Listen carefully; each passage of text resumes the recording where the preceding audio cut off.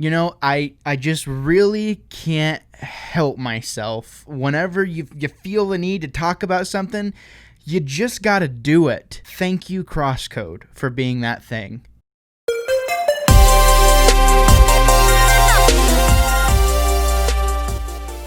Welcome, all fellow wannabes. Welcome to the channel. I'm Gabriel Fast. I am the wannabe critic, or I claim to be the wannabe critic. Today we're reviewing a video game. I just really wanted to say thank you very much to Deck 13, Spotlight, and to Radical Fish Games for sending me my copy of CrossCode on the console version. I bought the PC and Mac version a while back, but I was purposefully, kind of holding off on playing it on Mac as much because I knew I was going to delve into the game on console way more and spend a lot of time on console. So I'm so happy to be reviewing the game on console. I just really appreciate the opportunity to have a console copy sent to me. So thank you very much. That being said, we do have a podcast where we did a very in-depth review on just the beginning of this game, the first 20 hours or so. I'll put the link to that down in the description below on Game Club, our podcast. You can check that out. Also, we have a discussion about the beginning of the game on our podcast YouTube channel, so you can go check that out as well. That'll be linked in the description below as well. I don't want to waste too much more of your time, so let's just get right into the review of what CrossCode really is. CrossCode is an action-adventure RPG single-player experience with a twist. You control Leah, a player in CrossWorlds, the hottest new MMO, except there's a catch. You're an avatar on a real planet being controlled remotely, kind of like Ready Player One or even like Sword Art Online. Those are the best comparisons I can think of. Like in most RPGs, our hero, which is Leah, has amnesia, and she has no way of speaking, which offers some really hilarious moments whenever it comes to the dialogue. That being said, towards the start of the game, she does have a helper giving her advice and guiding her through the world. And she makes some friends along the way, which really endears you not only to the characters, but to the story. And you really feel a part of this entire experience as you try and untangle the entire mystery of this strange world. Which, speaking of the world, CrossWorlds is deep. There's vast lands, and it really makes you feel like you're in an online game at times, which I've never seen before in a game, let alone a 2D experience. When it comes down to it, the Super Nintendo-inspired graphics are absolutely gorgeous. The biomes you see are beautiful, and you can definitely tell that this game was inspired by the likes of games like Legend of Zelda: Link to the Past, and even Mega Man. I mean, just listen to the music.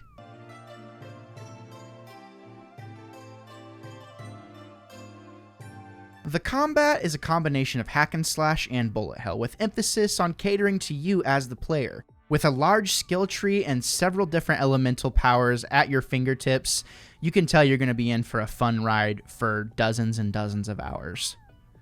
Now, I'm saying a lot of good things here, and that's because this game, if you can't tell, is very good, and I think it's very good. But it's not all fun and games. I do have some nitpicks.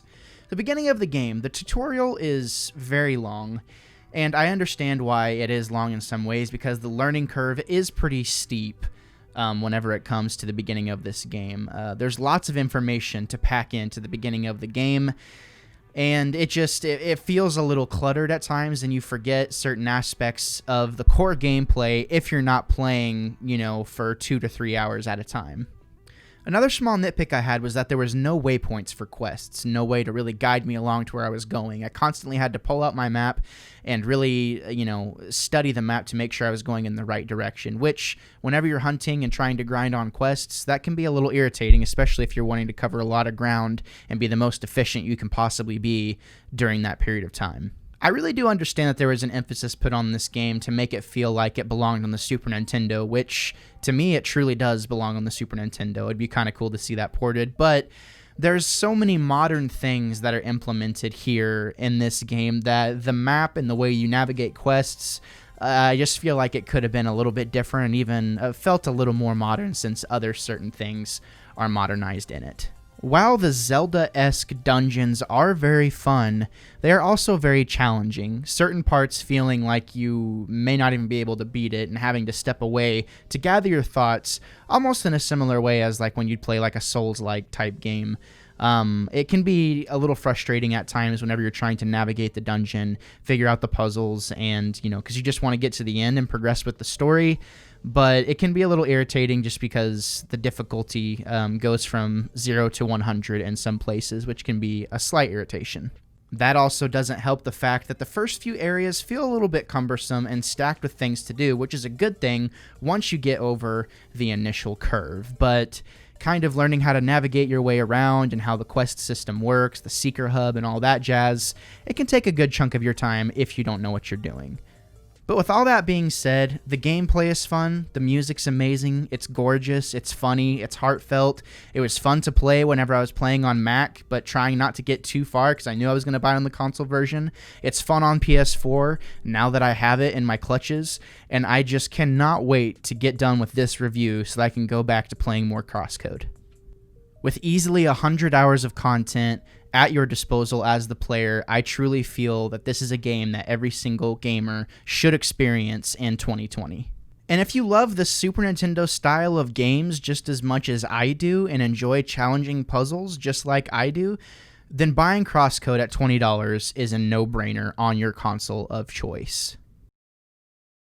So as you can see, the game has so many things that I really enjoyed, as well as a handful of things that I just didn't really care for or that kind of stood out to me. But it just doesn't take away from the fact that this game is quality. This game definitely had a lot of heart put into it, into making it. And this game's been out for a while on PC and Mac, and there was such an outcry, please bring it to Switch, PS4, Xbox One, and they did. And it was a very intense process. I actually got to speak with a developer about a year ago in an interview, and he told us that the console port was not easy to make happen. But thank you so much to Radical Fish Games for making that happen. It's absolutely awesome. As far as a score goes, I'm going to have to go 9 out of 10. I think this is definitely a good buy, especially at the $20 price point. You don't find games of this caliber and quality this cheap. You're not going to regret it. I have heard that there's been some problems with the Switch port. I don't know. I wanted those sweet trophies, so I got it on PlayStation 4. But who knows? If I end up liking the game a bunch, maybe I'll want to... If there was ever a cross-save capability where I could play on the go and it would cross over, that'd be pretty awesome too somehow. But you know, as for right now, I reviewed it on the PS4 and it runs awesome on the PS4. So... Well, that's my review of CrossCode. I'm still kind of getting used to doing these video game reviews on my channel, and thank you to those who watch these. It means a lot.